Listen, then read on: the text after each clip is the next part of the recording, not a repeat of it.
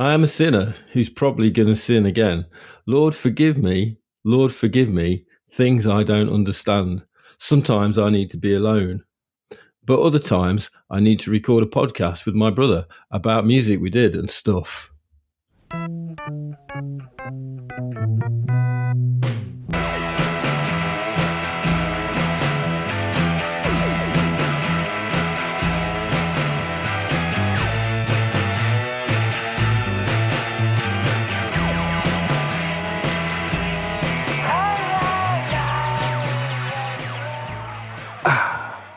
A nice bit of Kendrick Lamar to start the podcast. My name is Steve. Yes, my name is Steve, and the man in the background waving at you is my brother Giles. Hi, I'm Giles, and hello, and welcome to the podcast. If you've been here before, you know what this is. If you haven't, it's just us talking about music, mainly music that we recorded a long time ago. And we're going to listen to some songs and discuss them and talk about what it makes us think. Absolutely. And that's it. Yeah. Have we got any business to talk about before we start the main business? Like, I mean, you know, has anything happened that we need to talk about? No. Since the last episode? The last episode being the one where we talk about the tape as it stands currently, the compilation tape, the mythical compilation tape that we are compiling. We haven't really moved on with that, but I'm very excited about. Are we thinking about making it into a real thing? It's not necessarily a physical thing, but it will definitely be available digitally. Yeah. And this is now the beginning. Of volume 2. Volume 2, because the first volume we worked out was enough to fill a C60 cassette. So. Yeah, we'll keep going until we've got another hour's worth. Yeah, that's the idea. Another compilation, and then we'll keep going and keep going and keep going until we run out of tapes. I prefer to take it one episode at a time. Oof. But let's just see how it goes. I think the fact is what's worked quite well so far is we haven't really had any plan. Okay. So let's carry on with that. Let's forget the plan. It seems to be working quite well. Right. So today, Steve, we are going to listen to 3 Johnny Domino songs that most people in the world have not heard, but some people may have. A lot of the songs that we've talked about so far on the podcast have been songs that were recorded by me and you, Giles, with occasional help from our friends. Now, round about summer 1996, we decided we were going to turn into a proper band. Now, that involved us working up some songs with Albert, who we've mentioned a lot of times on previous recordings, and Jim, who has appeared on the podcast with his voice. His disembodied voice has appeared on the podcast. And Mark. Yes, but not on this first recording. Not in the first. Yes, the first couple of recordings don't involve Mark. So the first one was me, you, Jim, and Albert, and we were rehearsing in Cable's practice space, the bakery, which, if it was an actual bakery, would have been shut down on hygiene grounds. Yeah. I mean, would you say at this point, were we fairly intense young men? Well, it's hard to say because we did, at the same time as we were doing some of these recordings, we were recording joke songs as Jimmy Dorito, the alter ego band of Johnny Domino. So I think there's always been, this is incredibly pretentious, there's always 2 sides to us. The reason I ask is that my abiding memory of Jim and Albert, they were a little bit younger than me. I thought they were fairly intense. Nah. But also quite funny. Yeah, well, we used to go to the pub and play pool a lot. And we used to have a laugh with them. Yeah. And rehearsing was always good fun. Yeah. But we did record and write a lot of songs that were not much fun around about this time. When you say not much fun, you mean that they were quite serious? That's it, yeah. They were very serious-minded, yeah. But they were quite fun to play. Yeah. And Yeah, it was like our version of thrash metal or industrial music or something. Yes. But we did have a lot of fun. And around about this time, well, for the first few years of Johnny Domino as a band, there was an idea that we were miserable. And it used to really wind us up. And this is around about the time when we started doing gigs and sending tapes off and things like that. We're not miserable. No, not at all. But it used to really wind us up. Mm. But then if we listen to this next song, yeah, you can sort of see why. Yes. And we've got a few recordings that we're going to play some bits of, right? Yeah. Okay, because this is a song that was originally called Red Sonja, which we'll talk about in a bit. Yeah. And the first recording of it was in the practice room. Yeah. And you can sort of smell the damp and the cold. It does sound very damp. In the recording. Mm. And this has got Albert singing. And Albert, I think, wrote the lyrics. Or he certainly wrote most of the lyrics. Definitely banged a few of those early songs into shape, didn't he? Yes, he did. And I'm just playing the bass.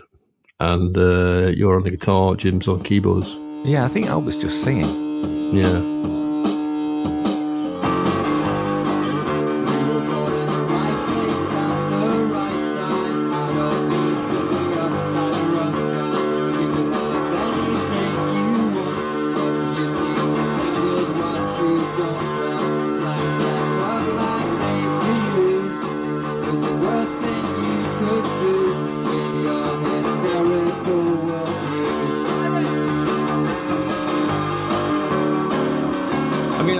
This recording, it's quite atmospheric, and you can hear us shouting the changes because we definitely didn't really know what we were doing at this point.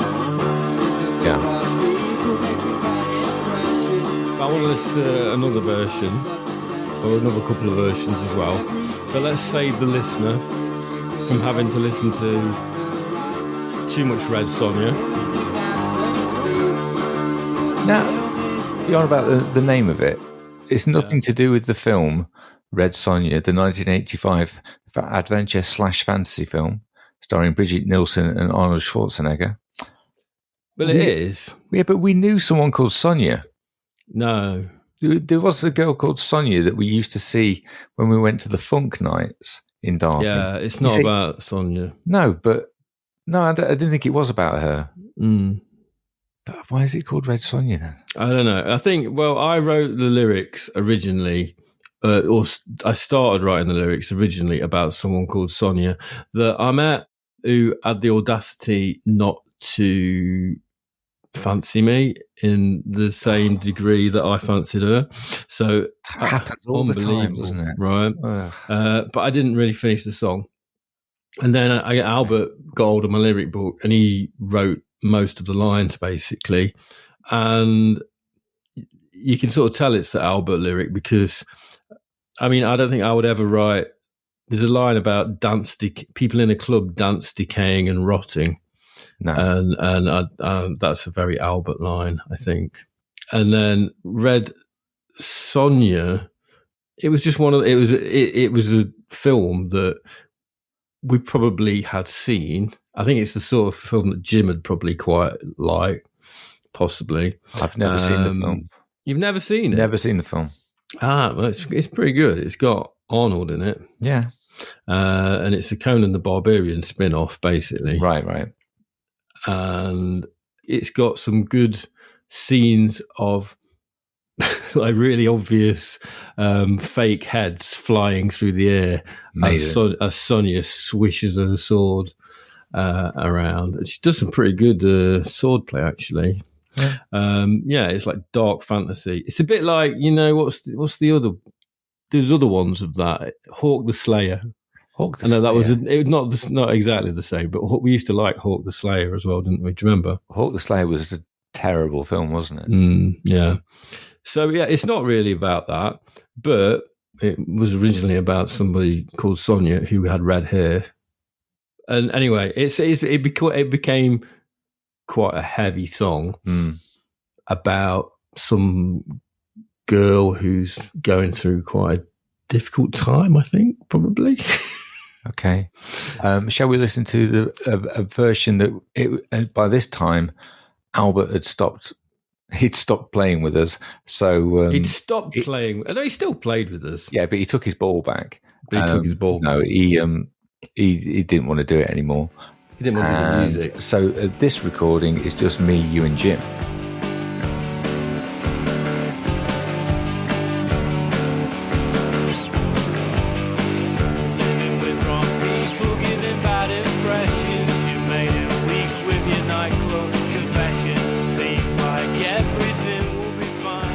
That is me singing, isn't it? It is. So he fills in the gaps when you speak, but he still maintains on the beat, and it lays on his chest. I always find that really hard to sing. Very wordy. It's definitely Albert's vocal line, because he's got a deeper voice than me. Yeah. What does it mean? What does it mean?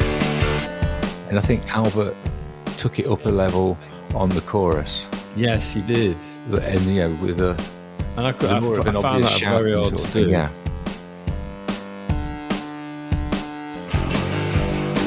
You made this way by all their needs, but you're still blowing smoke in the breeze. It should be different now. You're older, and down the club it's getting colder. Inside they stand. It's not in your range at all, is it? And rock, but you and I was shaking them off.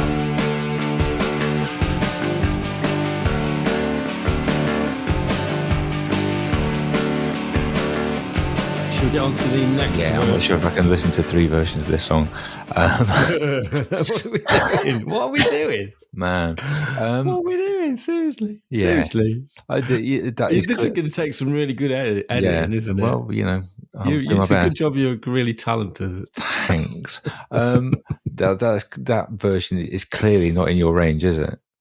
It's really not in your range at all. Well, I found it a very hard song to sing. It's rhythmically precise, which is again another Albert thing. He's very rhythmic lyric writer, and it rhymes, but not in an overly forced sort of way. Not to my ears, anyway. No, I didn't really like singing it. I was more comfortable just playing the bass on that one, and I did like the bass line. And I think on that version and on the last version, if we could listen to, I really quite like the bass on it actually. Yeah, and I'm quite keen. I was quite keen on a certain type of bass playing, I think, and it was quite a conscious thing. Obviously, I really like Steve Hanley. Yeah, from The Fall. That sound, yeah. And I think that was kind of what I was going for, really. And obviously a bit of Kim Deal probably thrown in there as well. Yeah, that was definitely an influence. Yeah, I mean, I think at this time I was basically writing the music and telling everyone what to play. Well, no, you did though. I mean, you did definitely write the music, but I think people kind of added their own. Oh God, no, yeah, absolutely, thing to it. You know what I mean? Yeah. I don't think it was like. I wasn't standing. It wasn't over James Brown sort of situation. No, I wasn't standing over you saying, "Well, you've changed that bit or anything." You didn't dock our pay for playing the wrong note. Yeah. Then eventually, Mark joined the band as keyboard player. I don't want to say utility player, but he did fill the gaps in when needed on anything that needed gaps filling. Yeah. Didn't he? Yeah, he did. Played guitar, played keyboards. I think that's a good. And brought his. He brought his beautiful collection of antique and vintage keyboards to us as well. He did. Actually, I think by that point he didn't really have that many, but he then went out and bought loads of things. Yeah. So, thank you, Mark, for spending all that money on your old keyboards. Yeah. And Mark was a kind of a he was a less intense young man. He was way more chipper. He brought a welcome sense of chipperness to the Jolly Domino organisation. Yes, we needed someone to kind of lighten the mood a bit. Yes. And Mark definitely did that. I think you did that. Yeah. So on this recording, it is you on the bass, me on guitar, Mark on keyboards, the drum machine, and there's loads of extra bits and bobs that we added. And to say it's recorded on 4-track, it's a very full-sounding recording. Yeah, there's loads of little sounds. Yes. Beginning with a sample of Jim saying Red Sonja backwards.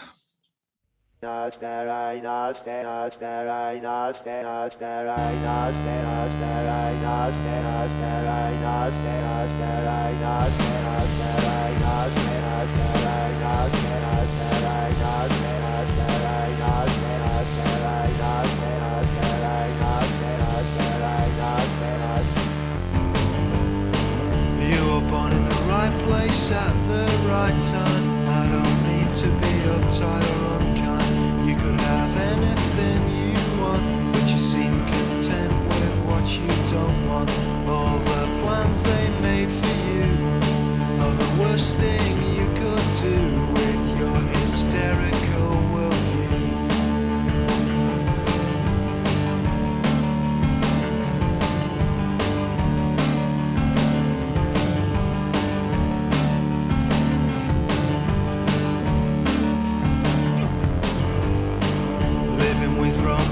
Making bad impressions. You made him weak with your nightclub confession.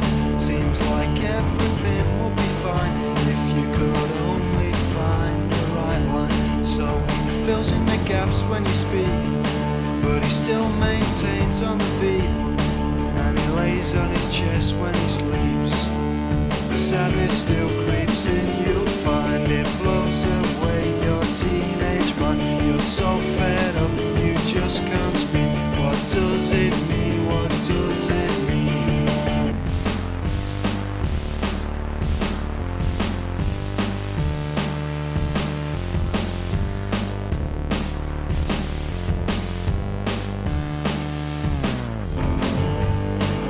You were made this way by all their needs. You're just blowing smoke in the breeze.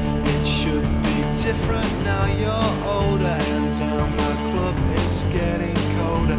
Inside they stand around and watch each other dance, decay and rot, but you and I, we shaking them off.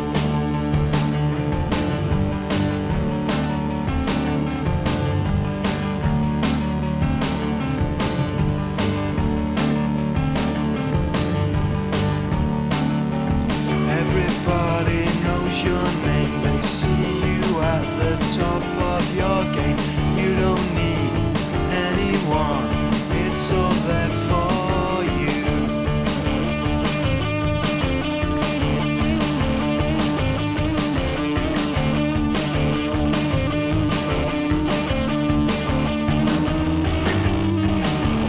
The sadness still creeps in. You'll find it blows away your teenage mind. You're so eat up, you just can't speak. What does it mean? What does it mean?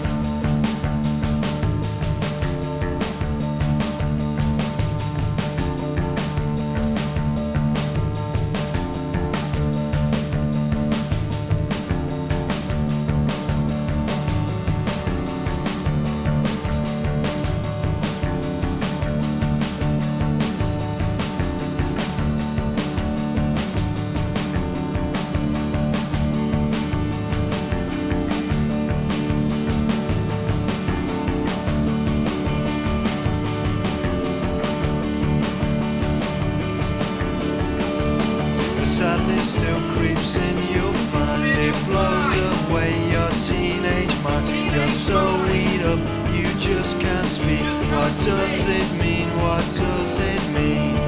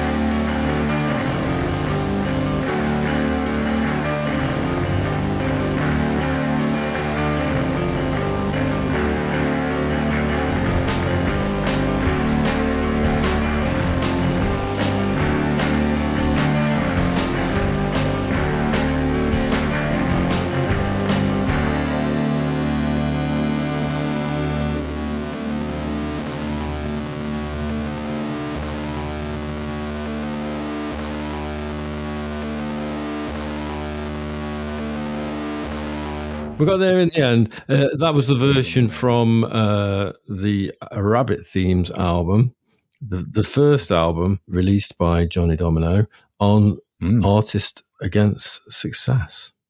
A couple of things about that recording. There's a very wispy sort of like percussive sound on the drum track. And that was when I turned the MIDI lead round and got the drum machine to play the keyboards. We were very into, as we mentioned before, the B-52s. And on their album Party Mix, there are lots of weird percussive sounds happening on different tracks. So we were trying to do that. So again, it's another B-52s reference. We recorded the bass and guitar at Dick's farm, me and you, in different parts of the farm kitchen, which is very nice. It's like recording in Wales or something. And I think this might be the first recorded instance of a vocal style that we used on backing vocals, which I think we all called Steve in a box. Yeah. So that's me shouting in the background on the choruses. Yeah, Steve in a box. Do you think the B-52s, that sort of sound of the kind of the weird kind of percussive keyboards? Yeah. Do you think they used a similar method to create the sound, like by putting? No, they probably just did it with their hands. Oh right, okay. So why didn't we do it with our hands? Because I don't know. I don't know. It's just, I mean, because it does have that sound of the. Is it a bit like the stuff on Whammy as well? Well, musically, it's very like, particularly the song Whammy Kiss from that album, which is very, I mean, if you can refer to something as being a key text in the Johnny Domino folklore, then that song is one of them. I love the B-52s. Yeah. But that's like, we didn't have the kind of camp cheerfulness of the B-52s. Oh no! But we were taking sort of some of the musical references, definitely. Yeah. I was listening to the lyrics on that, and I just had the revelation that it has a very, very similar lyrical theme to the song A-Team by Ed Sheeran. We're ploughing the same furrow. Wow. I've never heard that song. Go and check it out. I will do. Did you think that Ed Sheeran would ever get a mention on this podcast? I think it was only a matter of time. Yeah. Especially when we start talking about using a loop pedal. No, we never used a loop pedal. No, didn't do that yet. I remember in particular one gig that we did, and that was in May 1998. And it was at a place called the Malt and Hops in Stafford. Can you remember that place? Because in my head, it was in the middle of a roundabout. Yeah, it was like a country pub, really. But it was in the middle of. But I seem to remember it was in the middle of. Was it a city, or like a big town? A small market town. Small market town. Yeah, and we got that gig because we'd done some gigs with the Surf Creatures. Oh yeah, remember the Surf Creatures, Andy? Yeah. It was Andy from the Surf Creatures, and he was very nice and liked us. And they should have been doing the gig, and they couldn't do it, so he recommended us to take the place of the support. And we were supporting a band called Servatron. Oh, they were a good band. Now, were they the same members of Man or Astro Man, or was it some members of Man? I don't know what the link is between the two, but they were definitely affiliated with them. But they were a cool sort of surf band who dressed as robots. They were so amazingly nice. They were such lovely, lovely people. And we had a good chat with them and talked about, they were from Athens, Georgia. So we talked a lot about the B-52s, obviously, and they talked a lot about Devo. And they were just really sound people. I think it was my first realization of like how American bands generally are so much better. Yeah, they're amazing. Than British bands, because they just tend to work harder and play more. I remember there's a story, I think it's Ivo from 4AD. Somebody asked him, what's the difference between British bands and American bands? And he said, if an American artist walks into a room and there's a guitar, they're going to pick it up and play it. if a British band walks into a room and there's a guitar, they will look everywhere else in that room other than at the guitar. Wow. That was how he described the difference between American and British bands. Yeah. But then he signed Lush, so there you go. Well, there is that. But I don't think he was right all the time, the Wolfgang Press in particular. But yeah, they were just very nice, very chatty, had a lot of time for us. They listened to our sound check and said incredibly complimentary things. And then at some point in the evening, they disappeared and changed into homemade robot costumes. And then from that point on, they didn't let the mask drop. You know, they were in character for the rest of the night as robots. And they were brilliant, the way they talked to the audience. And they weren't being heckled, like light-hearted heckling, and they would answer in character, just non-stop. They were so tight. And I remember that Mark's, I think his Korg MS-10, his keyboard, they gave him a sticker, which said something about member of the Servotron Robotic Alliance, and I'm pretty sure it's still on there. Yeah, no, they were great. That was a good gig. It was a great gig. It was packed. Yeah. It was a great crowd. It was a really great crowd. Really good gig. And we had a chippy tea. Oh, after our sound check, we went and had a chippy tea, and it was pretty good chips as well. Good memories. Okay. Where are we going to go next? Well, the next song has got a couple of different song titles. At this time, had we released Rabbit Themes? Jim was working in a record shop in Derby, which at that point I think was called Way Ahead. And then it turned into, at some point after that, it was called Reveal. But it was run by a guy called Tom. And he used to manage Way Ahead in Nottingham as well, but he moved into Derby. And Jim was working there. So when we put out Rabbit Themes ourselves, before Artists Against Success put it out, they stocked it in the shop. And Tom had the idea he wanted to start a record label, and his first single was going to be us and a local band called Stairwell, split single. And we were writing this song, and Tom was doing the artwork, and he said, "Oh, what's the song called?" We didn't have a title for it at this point. And Jim said, "The Oh Chimpy Underground." So that's what the song was called on the single. Yeah. I seem to remember when he told us that, we were a bit like, what does that mean? Did he tell you what it meant? Don't think we ever found out. I don't think it meant anything. Yeah. So what year was this? This was in 1998. So 1998, I think, well, certainly Jim and I were both spending quite a lot of time playing on the Nintendo 64. Okay. And one of the best games on the Nintendo 64 at the time was a game called Banjo-Kazooie. Did you ever play it? I don't think I did. Banjo-Kazooie. And it was about a bear who had a parrot, I think, on his back. Right. And you would run around controlling the bear and the parrot. And it was like one of the first kind of like world 3D platform type games. And it was massive, and spent many, many hours completing this game. And I know Jim did as well. And there is a level on it, and it basically I think it's a jungle. I can't remember. And there's a little character called Chimpy. Oh. Chimpy is a small monkey found in Mumbo's Mountain, and he sits on a small stump near Conga's tree and wants an orange from Banjo and Kazooie. That's amazing. I think it's too much of a coincidence that we were playing Banjo-Kazooie and there's a character called Chimpy in it, and it's at the same year. Chimpy the Chimp. So I think it's Chimpy from Banjo-Kazooie.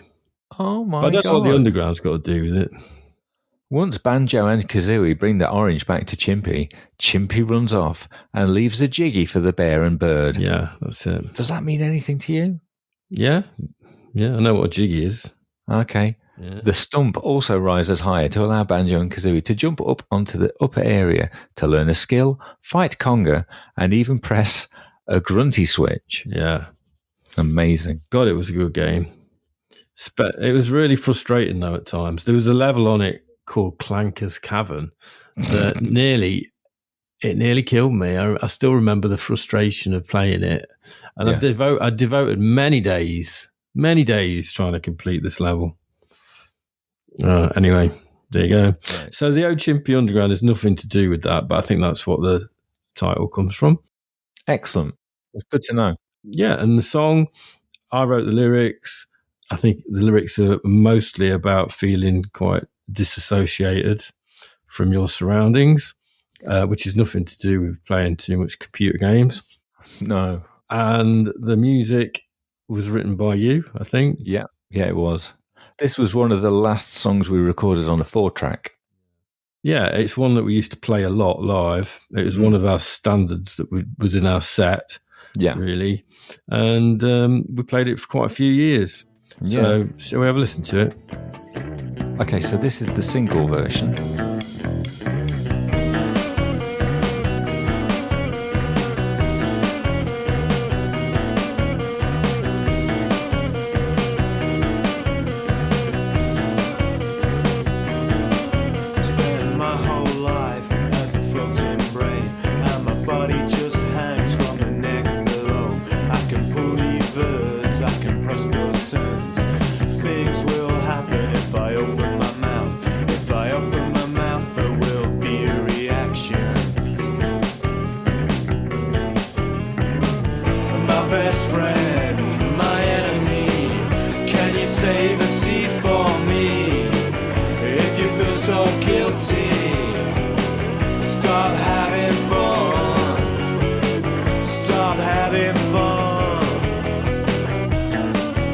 That's you singing backing vocals, isn't it, on the chorus? Yeah. No Stevie in the box on that one. No. I want to get onto the other version of it, really. Yeah, it's quite a low-key version. Well, it's good. I mean, musically I like it, but as we'll hear on the next version, we kind of turned it up a notch a little bit. Well, Jim certainly did with his lyrics and gave it a bit more on the version that was put onto the Johnny Domino second album. Players, but yeah, I think I think it was all right, and it was that was the version that was on the split single, and I can't remember what the song by Stairwell, Hollow Heel, sounds like. Can you remind me? The other song on the 7-inch, wasn't it? I can't remember either. They were a nice bunch of lads. Were they keyboard driven? They were piano driven. I mean, they were quite a serious, emotional kind of band. I think they were very into Jeff Buckley. Oh, you know what? Does that just come back to you? Were they a bit like Keane? I didn't want to use that word, but when you think about piano-driven emotional rock from the late 90s, early noughties, you think of Keane. Yeah, I'm not Keane. Oh, see what I did there? Good. See what I did there? That's the kind of quality that we expect. So this is the album version. By this point, there was no The Underground on it. It was just called Ochimpy, which obviously makes a lot more sense. And pay attention to the very tricksy little bit of rhythmic subterfuge that happens in the introduction. Rhythmic ambiguity. You've talked about it before. Yeah, I lost the word. But yes, rhythmic ambiguity. Because it starts off sounding one way, but then it changes gear. And I remember we were very, very pleased with ourselves when we figured out how to do that.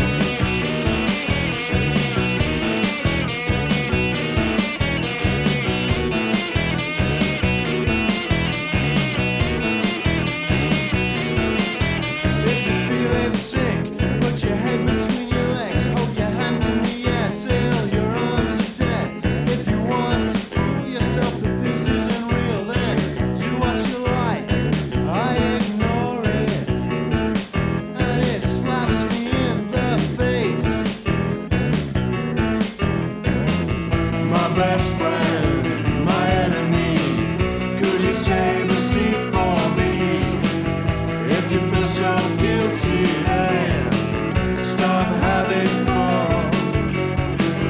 My best friend, my enemy, can you save a seat for me?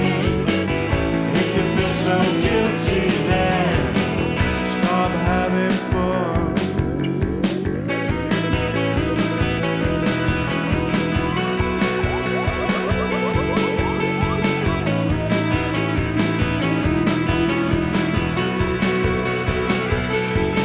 You dance like a fly. It makes me wonder. You won't give me what I want, so I pretend not to want it. I watch my right hand as it cuts my left hand off. From back to touch your board, I feel like I'm on again.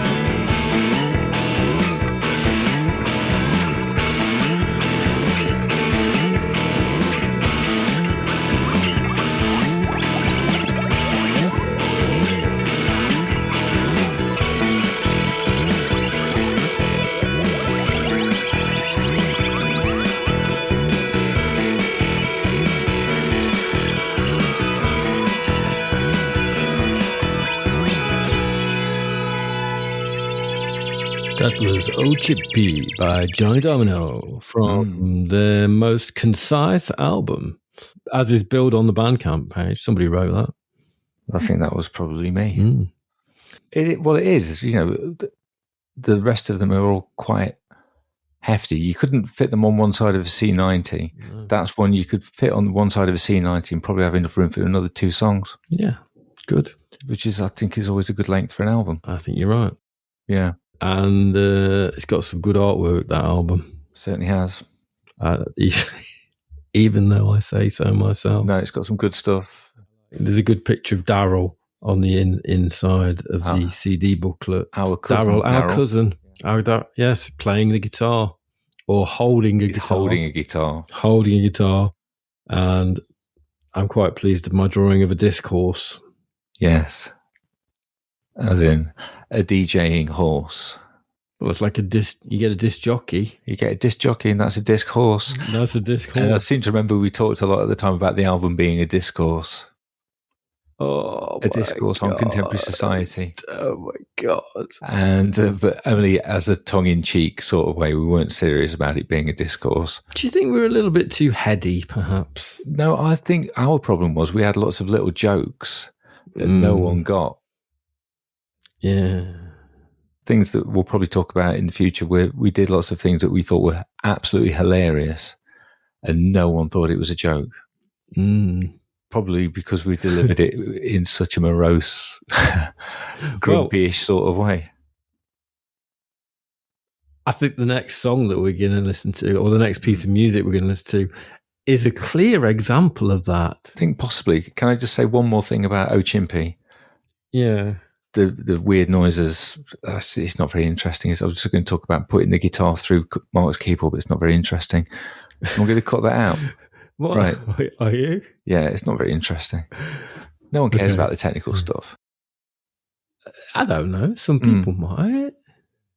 Yeah, so I'm playing my guitar, but the lead is going through Mark's Korg MS-10, I think. It creates all those wispy, floaty noises. Now, some people might think that is a boring thing to talk about, but I don't, because it makes me think of Deirdre from Rock School. Deirdre Cartwright from Rock School. And weirdly enough, I think there's something of Henry about your bass playing on that track as well. Yes. It's kind of the funky. Remember, he taught us all about. He taught us all about playing funk bass and slap bass. He did. Possibly we need to talk about what Rock School was. It was an educational program about how to be a rock star. In a band, or in a rock band. Well, according to Wikipedia, it explored the history of rock music and gave instruction in popular performance techniques. It was public service broadcasting at its best. Absolutely, yes. In the late 1980s, I think, was it? 1983. Oh, early 90s. Yeah, we used to watch it all the time. I think the first series was in 1983, and then it came back, certainly in the UK, it came back in 1987, according to Wikipedia.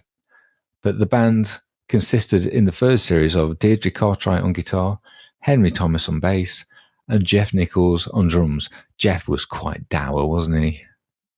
He was a little, but he was a drummer. He was a drummer. He was a pretty typical drummer. Yeah, and then in the second series, they brought in Alistair Gavin, who was a specky keyboard player. He had all of his synths around him. He did. Yeah. It was great. But Deirdre was my favourite. And she did, I'm sure she did do a bit where she put a guitar through a synthesizer. And that's what you were doing. So I'm looking at Wikipedia. There's an episode guide. Here we go. So, New Technology might have been episode 10. Maybe I'm looking at it wrong. Because they did it in America with Herbie Hancock presenting it. Now that's... Wow. That kind of knocks, with all respect, that kind of knocks Henry, Deirdre and Jeff out of the water, doesn't it, really? Yeah, but I think it would be too good. Yeah. I think the original's the best. Intimidating, wouldn't it? Yeah. Yeah, you know. Mm. It's like the American version of The Office. It's not as good. Yeah, exactly. But so that is Chimpy and a long and rambling conversation about rock school. And people of a certain age will know what the hell we're talking about. And if you don't, Google it. Or, you know what, we'll put some links at the on the show notes. Yes, we will. Check them out. Check them out. We always do good links on the show notes. So if you don't look at them, you should look at them. Yes. Because there's always good links. And on the blog that accompanies the podcast, all those video materials are embedded in the pages. So you can just watch them all in one convenient place. Shall we finish off the episode? Yes, let's do it. with another in-joke from the Johnny Domino world. Yes. Now this, the first recording, when did it come from? I can't find it. I think it was actually from 1994, the first version. And I don't know if I recorded this on my own or not. But it's called Kung Fu Love Theme.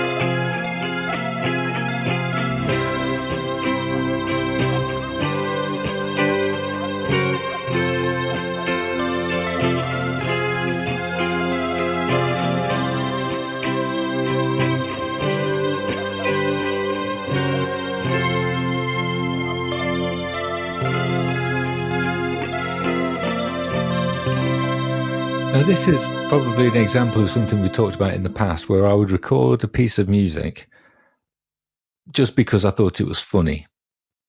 That used to make us cry with laughter, that one. I remember sitting in the room doing, with headphones on, and people just crying with laughter with that one. Is it the dogs when the recording of the dogs barking? God knows, I'd have no idea where that recording came from. I think it's the keyboard part. Is it the synth keyboard part, the strings? Yeah, it's the strings. Or is it the Casio CZ3000 Typhoon sound, one of the presets, which is rumbling in the background as well? Yeah. Making it all windswept. God, we did think that was hilarious, didn't we? It was a love theme from a Kung Fu movie. With the dog barking.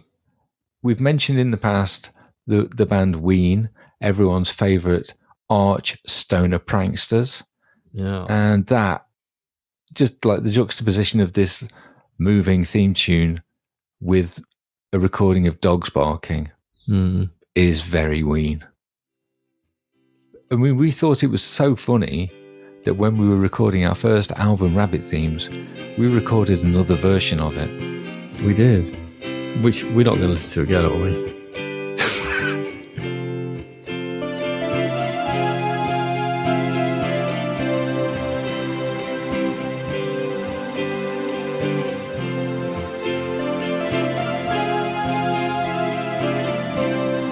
There are better keyboard sounds on this version.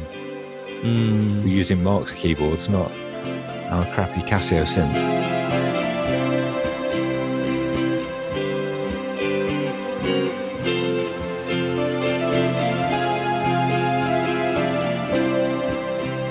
Let's leave it at that.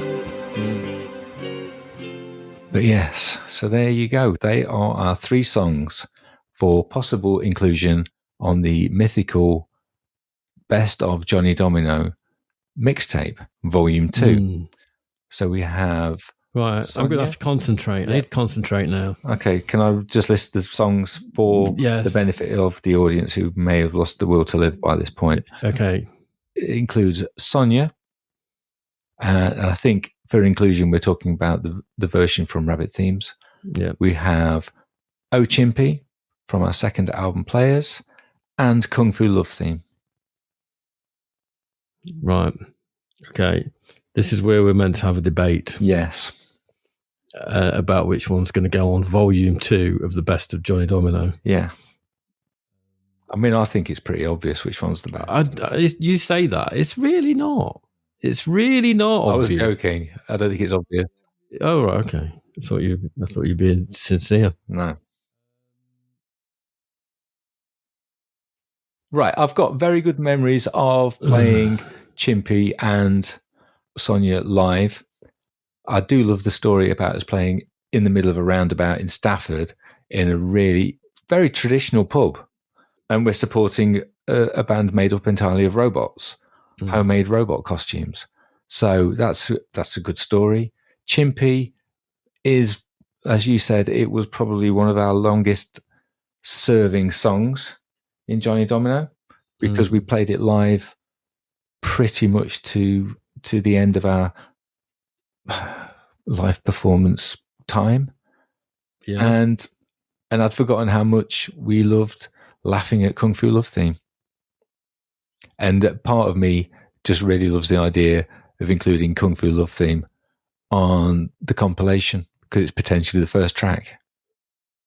Oh, yeah. You know what I mean? But I also quite like the idea of upsetting the people who listen to this podcast that know our work, because I know that amongst them, certainly amongst my friends who like our stuff, Players is their favourite album by us. Well, I don't know, Steve. I mean, I think Sonia was a good song, but it goes on a bit. It's a bit dour. Chimpy's a bit more fun. Can we not include Chimpy and Kung Fu Love Theme? Please. Okay. Yes. I think that's a good compromise because Chimpy, as I say, it was definitely more fun than Sonia.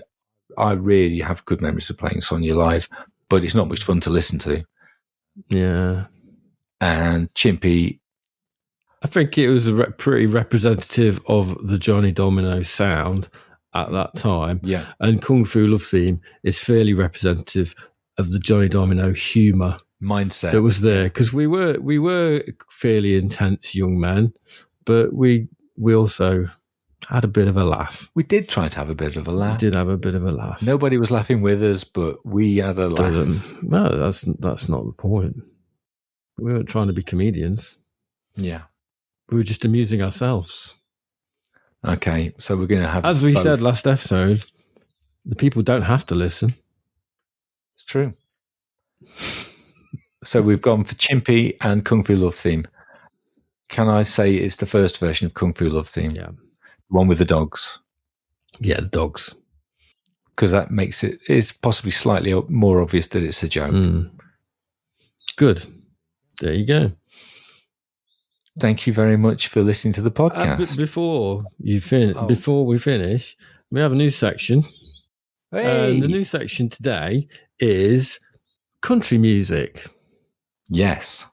Country music that's about now, that's around now, needs to go.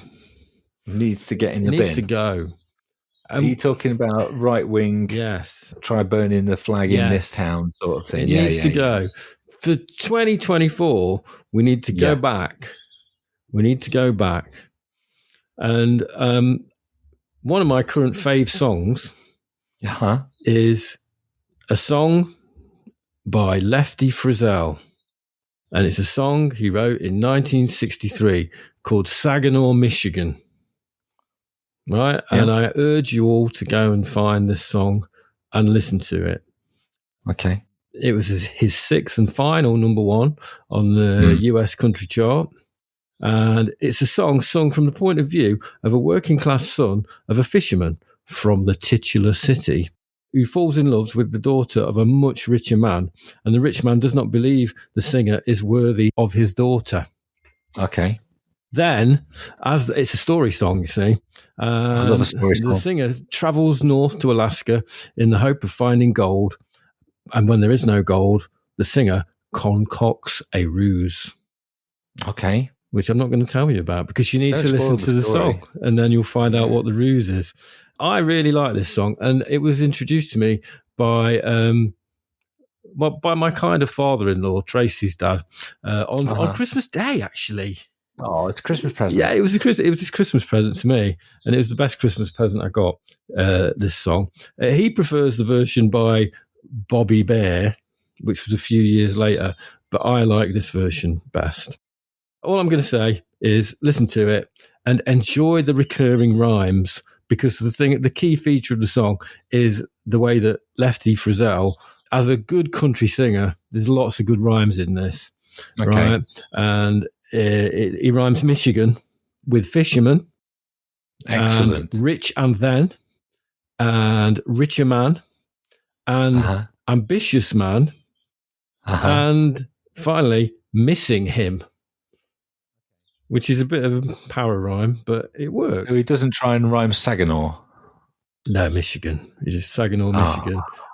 Okay. There you go. So it's the rhyming. Yeah. And we need to get more back into rhyming country singers. But I agree with what you're saying about the contemporary country is giving country music a bad name. Yeah, it is. And country music is not ostensibly racist. You know what I mean? It's not reactionary. It was the music of the working class and the underclass. It was basically, it's the white blues at its root. Yeah. And all of this kind of my flag, my mom, my hometown shit is giving it a bad name. It really is. And Saginaw, Michigan by Lefty Frizzell is a great example of a song which is about somebody who's seen as being, you know, at the bottom of the rung, who's kind of getting one over the man. And that's where we should be going with country music, people. Yes. So get writing some songs. You're getting a hard agree from me on that. Okay. That's the end of my section today. Beautiful. Country music. Save it. Save it. We need to save country music. Save country music. Yet again, thank you very much for listening to the podcast. If you are enjoying it, if you are on a platform which allows you to rate and review, please do so. And also pass it on to at least one other person who may be interested in the kind of guff that we are putting out. Guff. Thank you very much for joining us. We'll be back in a couple of weeks with more rock school indebted rememberings. We will. Thank you, Steve. Thank you, Giles. And what song are you going to put at the end of this one?